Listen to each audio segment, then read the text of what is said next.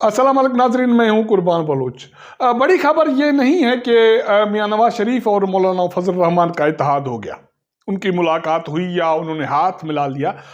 बड़ी खबर एक और है। वो खबर ये है कि पाकिस्तान पीपल्स पार्टी के चेयरमैन बिलावल भुट्टो जरदारी ने पंगा न लेने का फैसला किया या पंगा लेने से दस्तबरदार हो गए। उसको वालिद साहब का जो बयान है वो प्यारा लगने लगा है।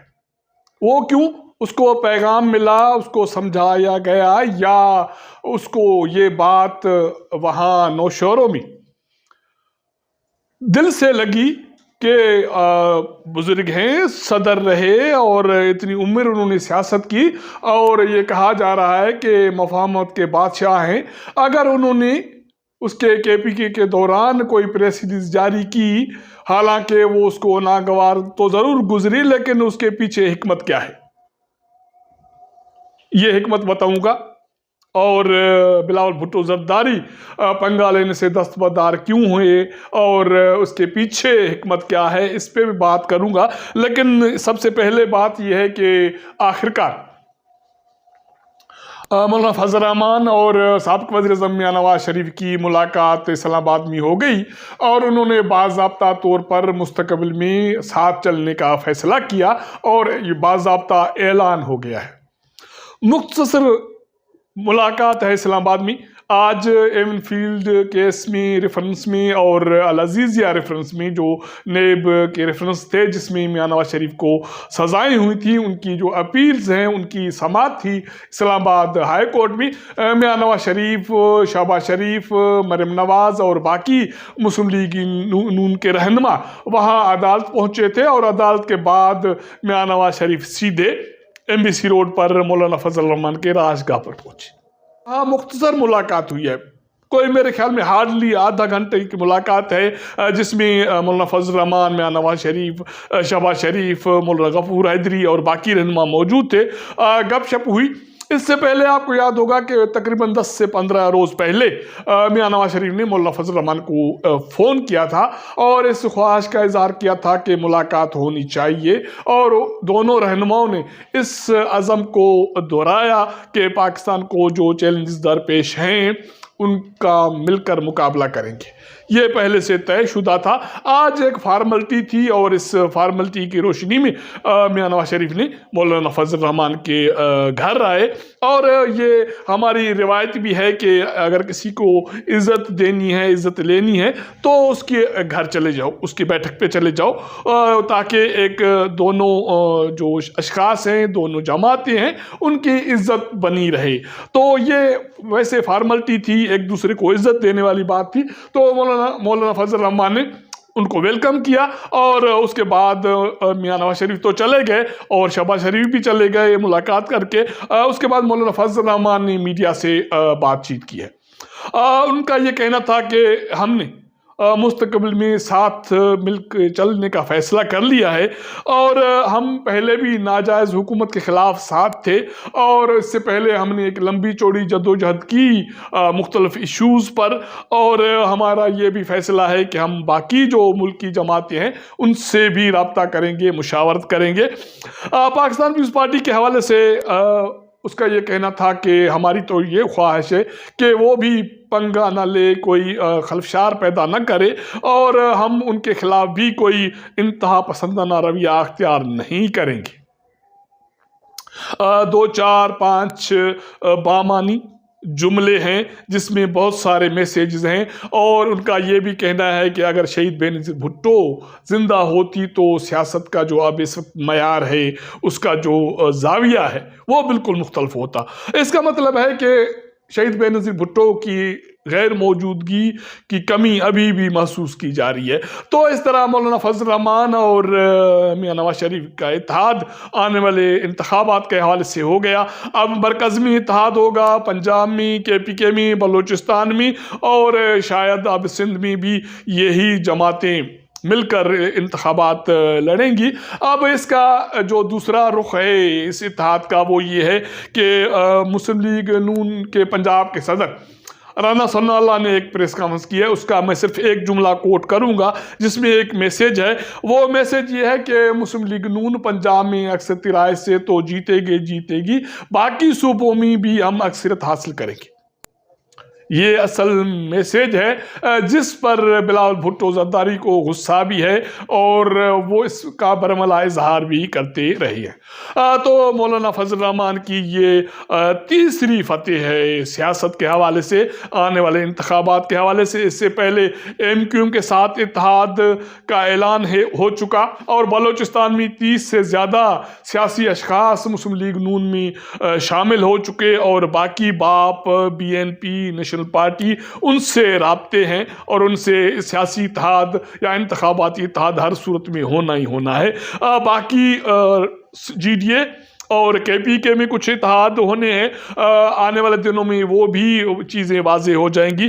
تو اس طرح میاں نواز شریف سیاسی طور پر تیزی سے آگے بڑھ رہے ہیں، جس پر بلاول بھٹو زرداری کو غصہ ہے، نہ صرف غصہ ہے، بہت غصہ ہے۔ آپ کو یاد ہوگا کہ کل بلاول بھٹو زرداری نے نوشہرہ میں ورکرز کنونشن کو خطاب کیا۔ وہاں اس کی باڈی لینگویج ٹھیک نہیں تھی اور اس سے اچھی طرح بولا بھی نہیں جا رہا تھا۔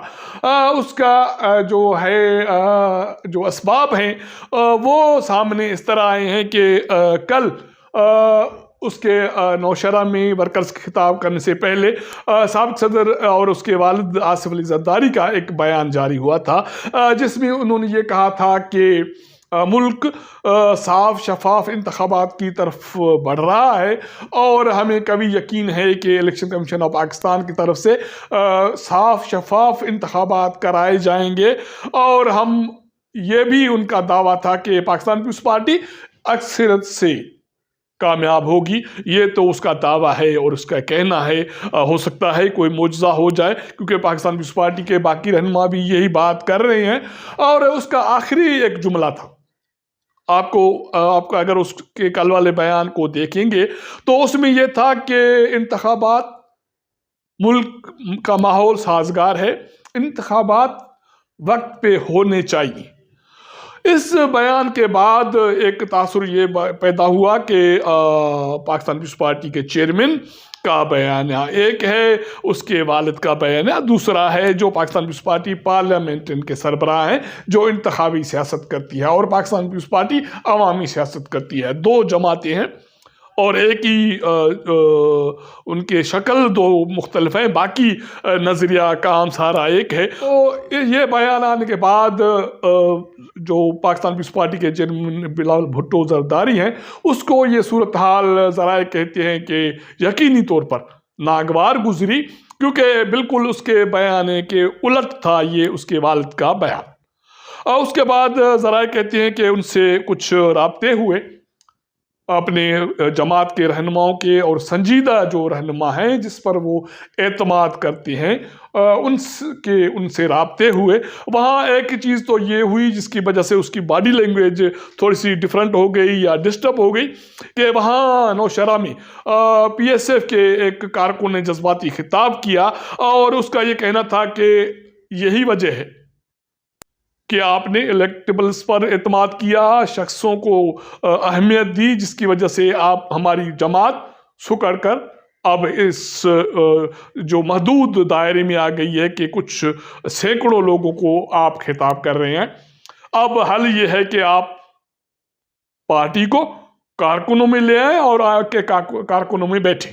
ایک تو یہ جو تانا تھا وہ اس کو ناگوار گزرا یا اس کو مشکل گزرا، جس کے جواب میں بلاول بھٹو زرداری نے آخر میں یہ اعتراف کیا کہ غلطیاں ہوتی ہیں، ہم اس کا ازالہ کریں گے۔ اور دوسری جو بات تھی، اہم بات تھی، وہ والد صاحب کا جو نیا بیانیہ تھا، اس کی وجہ سے اس کو بالکل شاک لگا۔ لیکن پھر بات اس کو یہ سمجھا دیا گیا کہ بھائی جو آپ بیان اختیار کیے بیٹھے ہیں کہ ہمیں لیول پلینگ فیلڈ نہیں مل رہی، ہمیں لیول پلینگ فیلڈ نہیں مل رہی، ہمیں 88 سے نہیں مل رہی، کسی کو ہم پر تھوپا جا رہا ہے، مسلط کیا جا رہا ہے، یہ خطرناک صورتحال کی طرف معاملات جا رہے ہیں۔